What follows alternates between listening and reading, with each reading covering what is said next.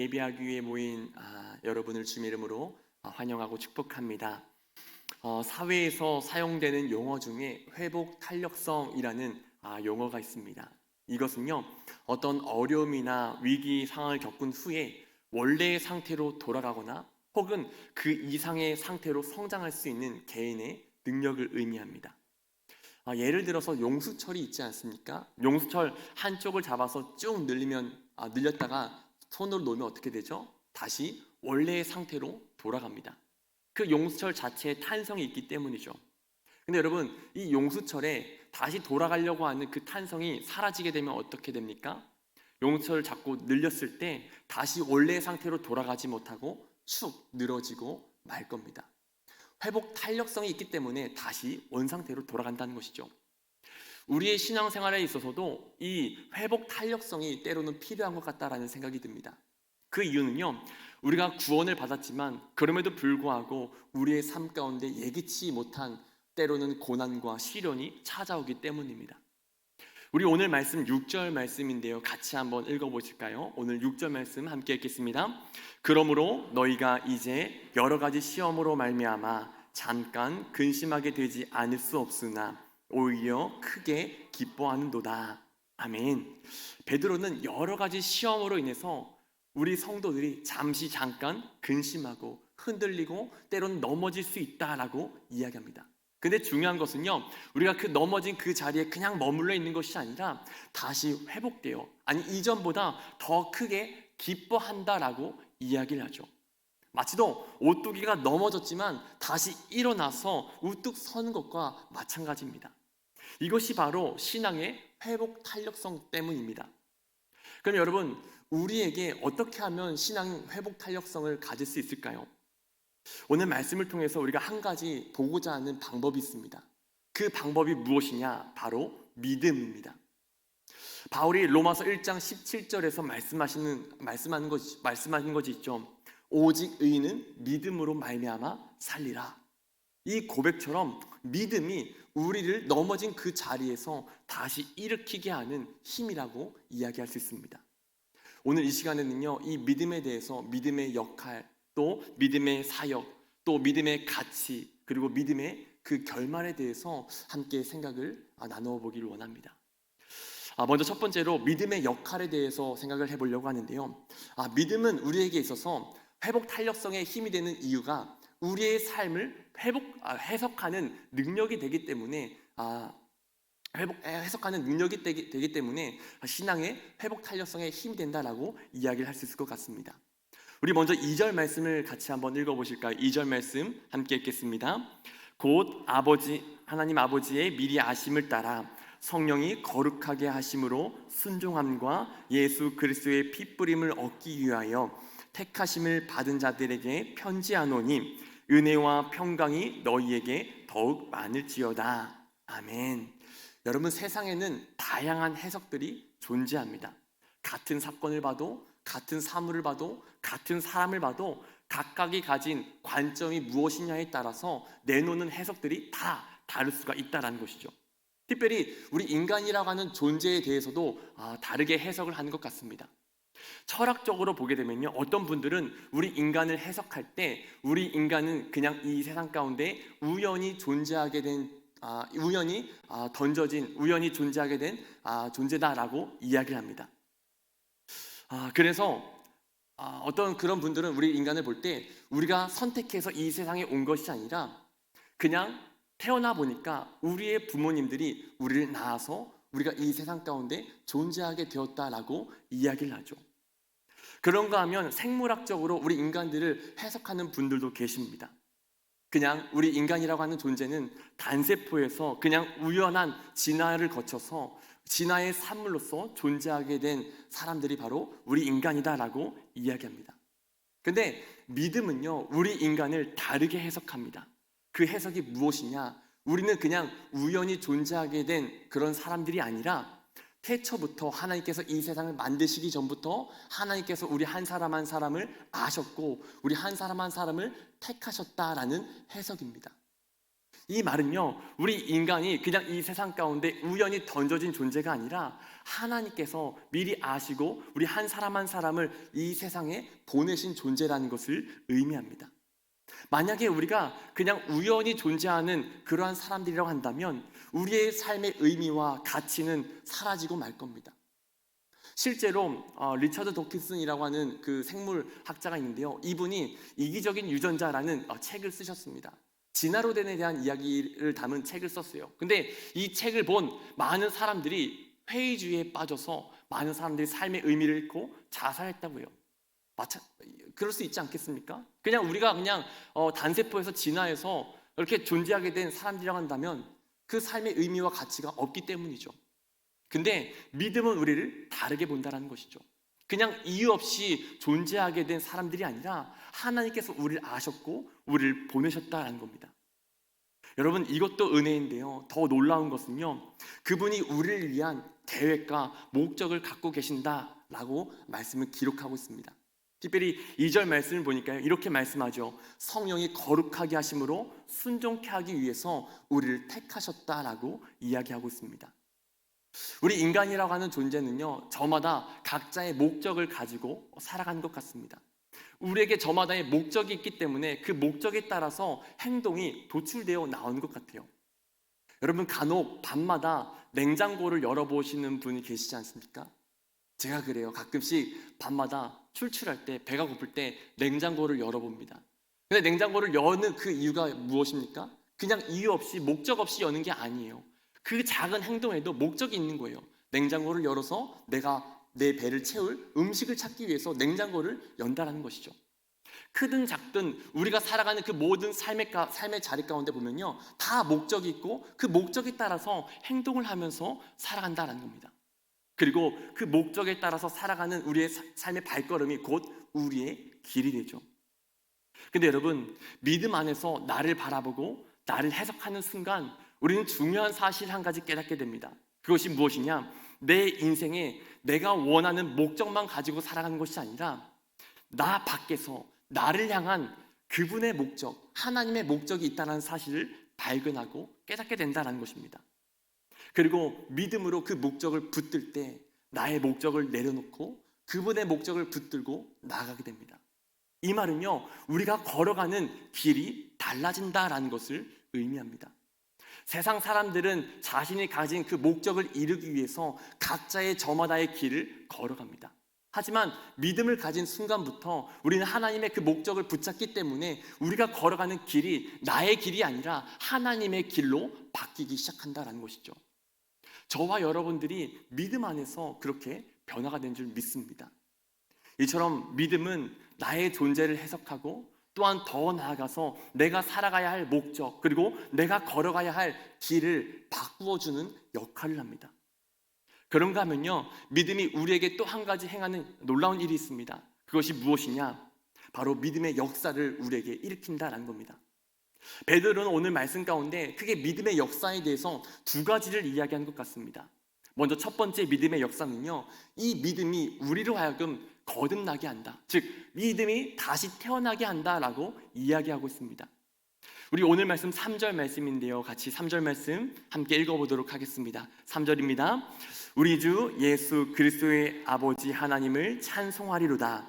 그의 많으신 긍휼대로 예수 그리스도를 죽은 자 가운데서 부활하게 하심으로 말미암아 우리를 거듭나게 하사 산 소망이 있게 하시며. 아멘. 여러분, 하나님께서는요, 우리를 미리 아셔서 우리를 택하시고 우리를 거듭나게 하셨습니다. 다시 태어나게 하셨습니다. 근데 말씀을 보시면요, 굉장히 재밌는 것이 우리를 다시 태어나게 하실 때 그냥 다시 태어나게 하신 것이 아니라 예수 그리스도를 부활시켜서 우리를 다시 태어나게 하셨다라고 이야기합니다. 예수님의 부활과 우리의 거듭남이 어떠한 연관관계가 있을까요? 어떠한 상관관계가 있을까요? 예수님의 부활과 우리의 거듭남을 이어주는 다리가 있습니다. 그 다리가 무엇이냐? 바로 믿음이라고 하는 다리입니다.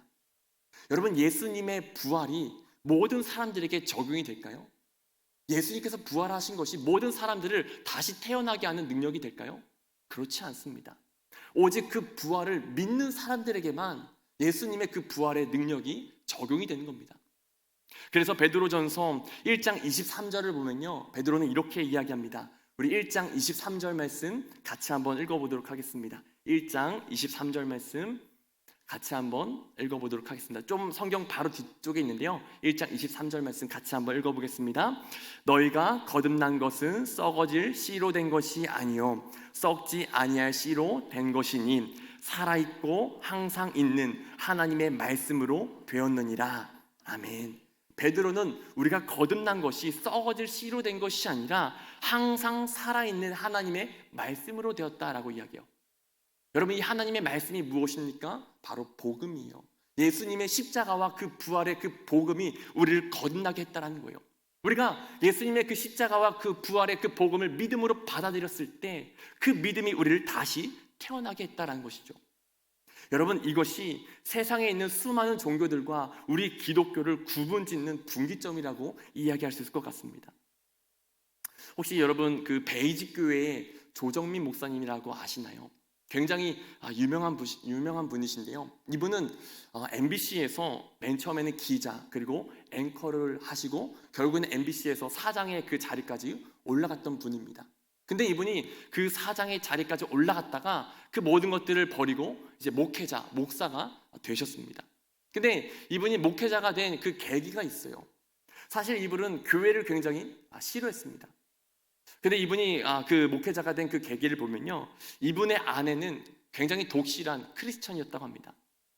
근데 이 아내분이 어느 날 갑자기 새벽 기도를 이제 나가기 시작했는데, 이 목사님이 그 한날 새벽마다 나가는 그 아내를 보고서 이상하게 생각했다는 거예요. 대체 이 아내가 새벽마다 어디 이상한 데를 가는 건 아닌가? 해서 몰래 그 뒤를 따라갔다고 해요. 그리고 새벽 기도 그 자리에 몰래 자리에 앉아서 그 모습을 보았다고 합니다. 근데 그 새벽 기도 자리에서 이 목사님이 굉장히 큰 충격을 한 가지 받습니다. 목사님의 그 설교가 다 끝난 다음에 이제 성도들이 기도를 하는데요, 갑자기 성도들이 막 이상한 말로 막 이야기하기 시작하는 거예요. 막 샬라샬라샬라 하면서 막 이야기하기 시작하고, 막 누구는 저기서 막 울기 시작하고, 이분이 충격을 먹은 거예요. 이 집단은 굉장히 이상한 집단이다.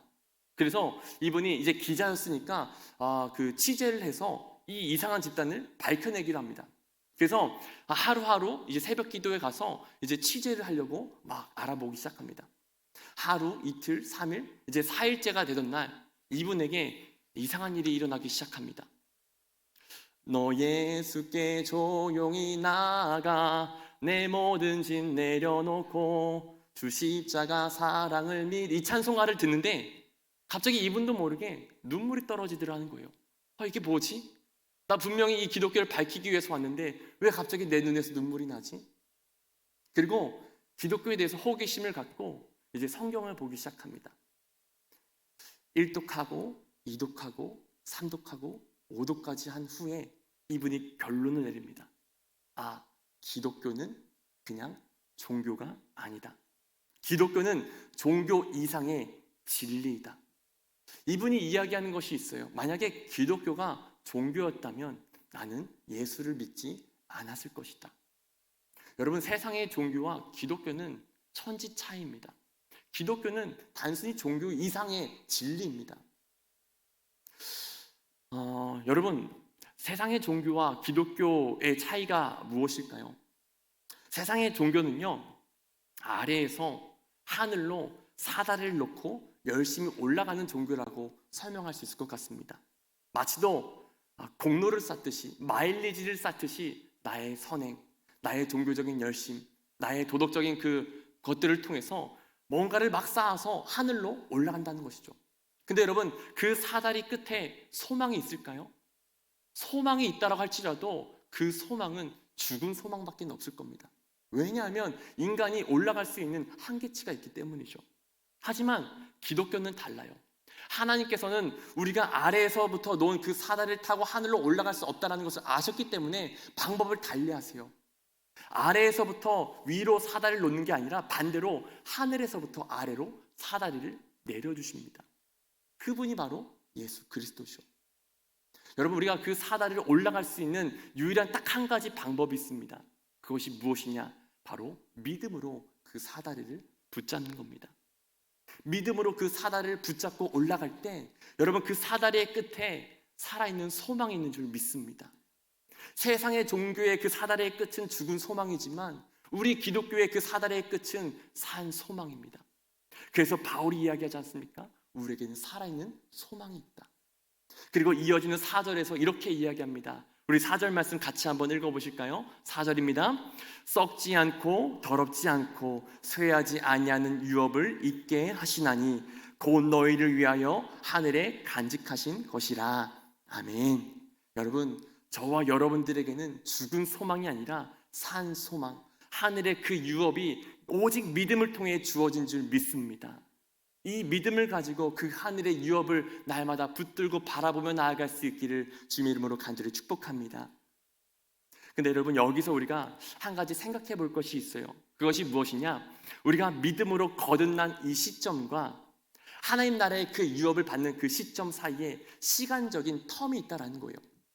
믿음을 갖고 구원받는 그 시점과 하나님 나라에 들어가는 그 시점에 그 텀이 있지 않습니까? 근데 그 텀 사이를 보면요, 우리의 그 인생 가운데 광야의 길을 걸어가는 것 같은 그런 상황들이 연출이 됩니다. 때로는 춥기도 하고, 때로는 배고프기도 하고, 때로는 어둡기도 하고, 때로는 너무나도 지치고 힘들기도 합니다. 근데 여러분, 이러한 가운데 우리가 기억해야 될 것은요, 우리가 이 광야의 길을 걸어가는 동안 하나님은 우리와 함께 하시고 우리를 보호하고 계신다라는 겁니다. 근데 중요한 것은요, 하나님이 우리를 보호하실 때 한 가지 조건이 있어요. 그것이 무엇이냐? 바로 믿음입니다. 오늘 말씀 5절을 함께 같이 보실까요? 5절 말씀 함께 읽겠습니다. 시작. 너희는 말세에 나타내기로 예비하신 구원을 얻기 위하여 믿음으로 말미암아 하나님의 능력으로 보호하심을 받았느니라. 아멘. 여러분, 우리가 거듭나기 위해 필요한 유일한 조건이 믿음이었습니다. 근데 거듭난 후에 우리가 믿음의 길을, 신앙의 길을, 광야의 길을 걸어가는 그 동안에도 하나님께서 우리에게 요구하시는 것은 다른 것이 없어요. 오직 믿음을 요구하십니다. 이 5절 말씀은요, 5절 말씀을 표준 세번역으로 보니까요, 이렇게 이야기하고 있어요. 하나님께서 우리의 믿음을 보시고 하나님의 능력으로 우리를 보호하신다. 우리가 광야의 길을 걸어가는 동안 때로는 어려움을 만나지만 그때 우리가 하나님을 향해 갖고 있는 그 믿음을 우리가 하나님께서 보시고 하나님의 능력으로 우리를 보호하신다는 거예요. 저는 이 말씀을 묵상하면서 믿음을 이렇게 정의해봤습니다. 여러분, 믿음은요, 하나님이 어떠한 분이신지 알고 또 그분을 의지하는 것입니다. 말씀을 묵상하면서 한 가지 이야기가 떠올랐습니다. 한 어린 형제가 있었습니다. 이 형제는 굉장히 그 총구석 같은 그 시골에 살다가 이제 그 교육 때문에 부모님과 함께 도시로 이사를 오게 되었습니다. 아버지는 도시에 살지만 여전히 시골로 왔다 갔다 하면서 농사를 짓고 계셨습니다. 이런 가운데 아버지가 아들을 볼 때 너무나 짠한 거예요. 그래서 아침마다 이 두 아들을 학교까지 태워다 주려고 하십니다. 근데 왠지 모르게 이 두 아들이 그 아버지가 이 아들들을 태워다 주려고 할 때 그거를 굉장히 좋아하기보다는 오히려 싫어했습니다. 그래서 아버지가 이 아들들을 학교에 내려주려고 할 때 학교에서 최대한 먼 곳에서 아무도 보지 않는 곳에서 내리려고 합니다. 그 이유가 무엇이었을까요? 바로 아버지의 차 때문이었어요. 아버지가 농사를 지으시다 보니까 그 차가 어떻습니까? 화물차예요. 친구들의 아버지의 차를 보면요, 승용차인데 자신들의 아버지의 차는 이제 화물차다 보니까 그게 창피한 거죠.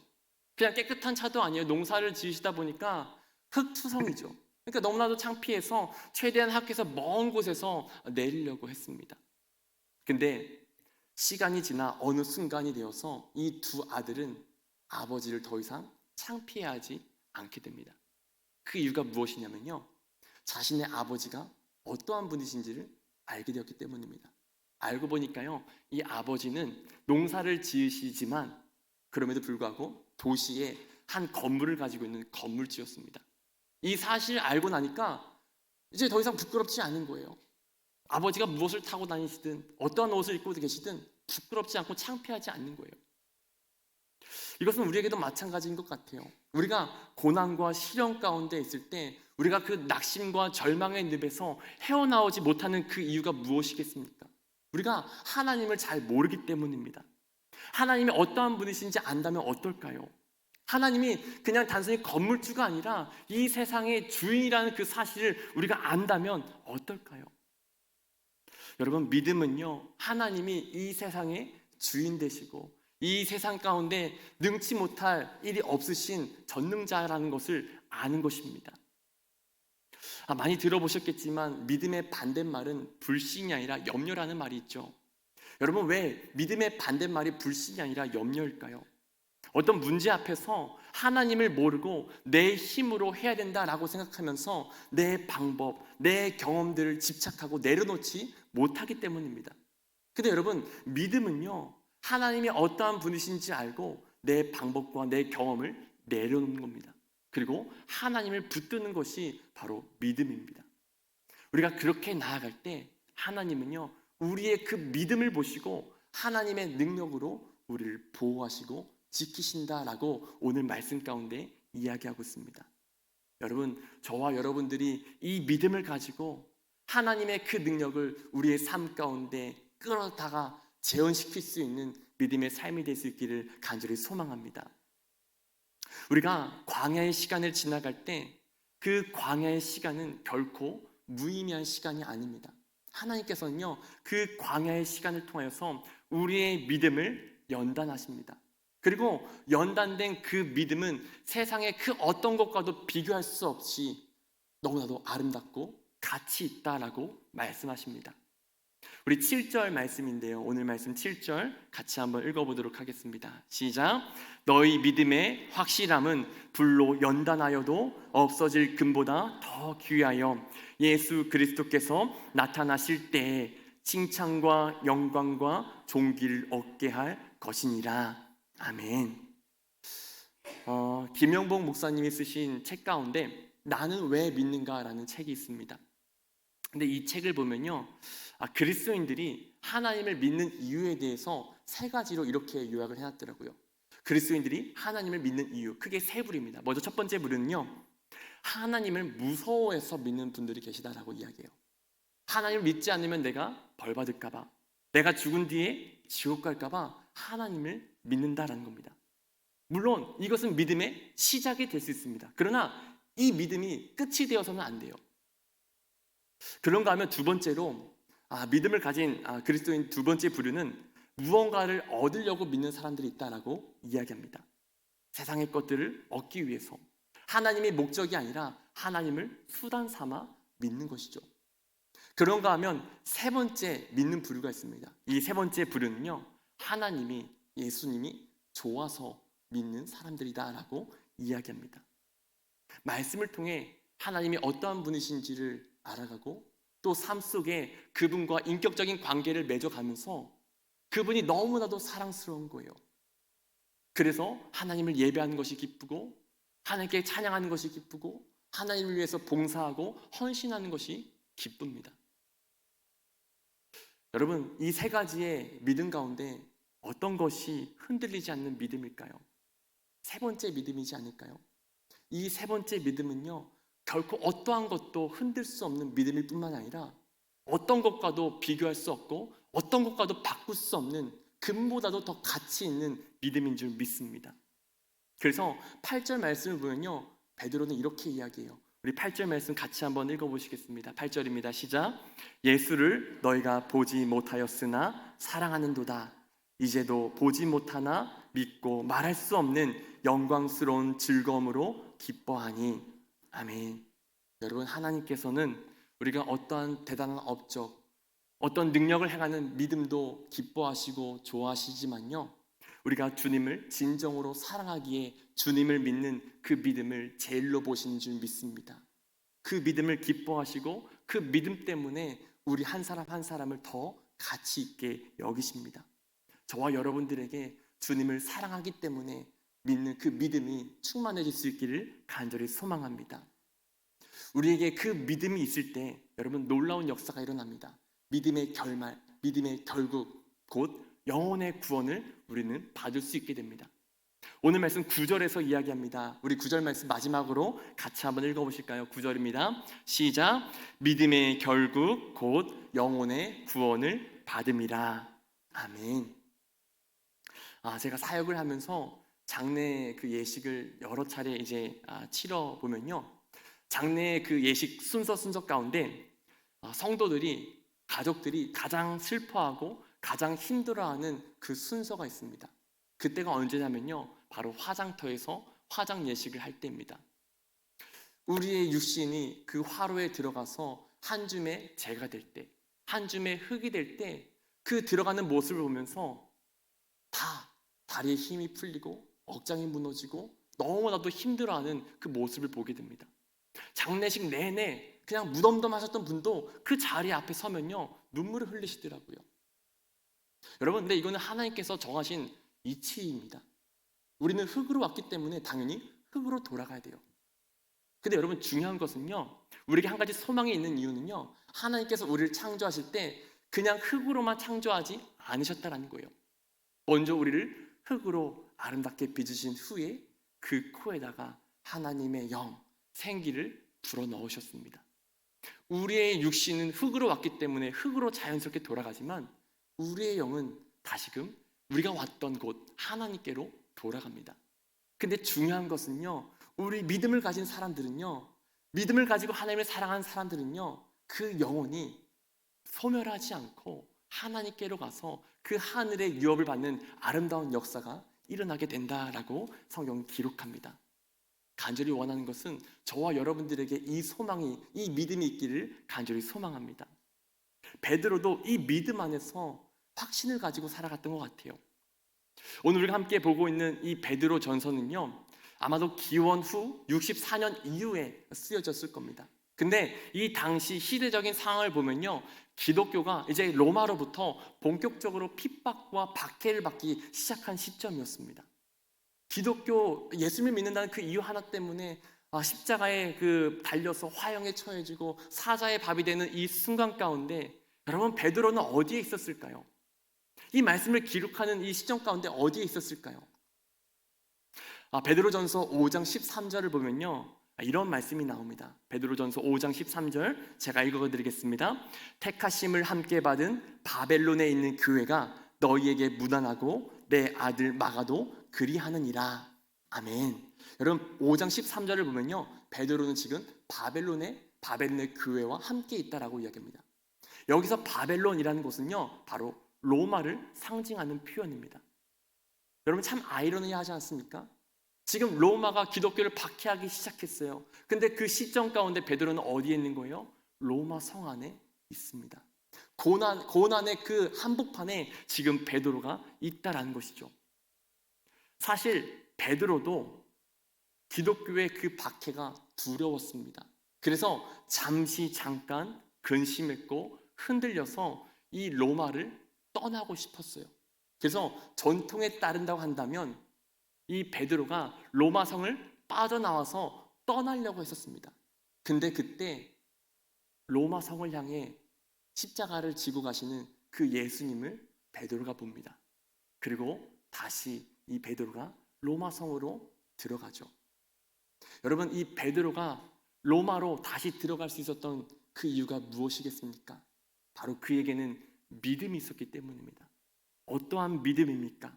비록 그 로마에서 베드로가 고난을 마주한다고 할지라도 하나님께서 베드로의 그 믿음을 보시고 하나님께서 하나님의 능력으로 베드로를 보호하셔서 그 고난을 이기게 하실 것이라는 그 믿음이 베드로에게 있었습니다. 또한 더 나아가서 하나님께서 믿음의 결국 곧 베드로의 그 영혼을 구원하실 것이라는 그 확신이 베드로에게 있었습니다. 또한 더 나아가서 로마로 향하시는 그 주님을 사랑하는 베드로의 그 믿음을 보시고 베드로에게 힘과 용기를 주실 것을 믿었기 때문입니다. 베드로도 잠깐 흔들렸습니다. 그러나 다시금 그 믿음 안에서 크게 기뻐할 수 있었고 다시 일어날 수 있었습니다. 사랑하는 여러분, 저와 여러분들에게도 이 믿음이 있었으면 좋겠습니다. 우리도 잠깐 흔들릴 수 있고 넘어질 수 있습니다. 근데 그 넘어짐의 그 자리에서 우리로 하여금 다시 일어나게 하는 힘은요, 바로 믿음입니다. 살아있는 그 믿음이 살아계신 그 하나님을 보게 하고요, 살아있는 그 믿음이 우리를 하여금 산 소망을 붙들게 할 줄 믿습니다.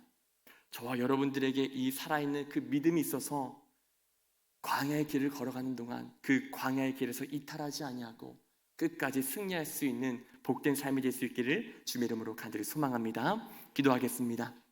하나님, 감사합니다. 오늘 이 시간도 우리가 믿음으로 모여 하나님을 예배하게 하시니 감사합니다. 우리가 걸어가는 이 삶 가운데 때로는 광야 같은 그 길 속에서 여러 가지 시련과 고난을 마주할 때도 있습니다.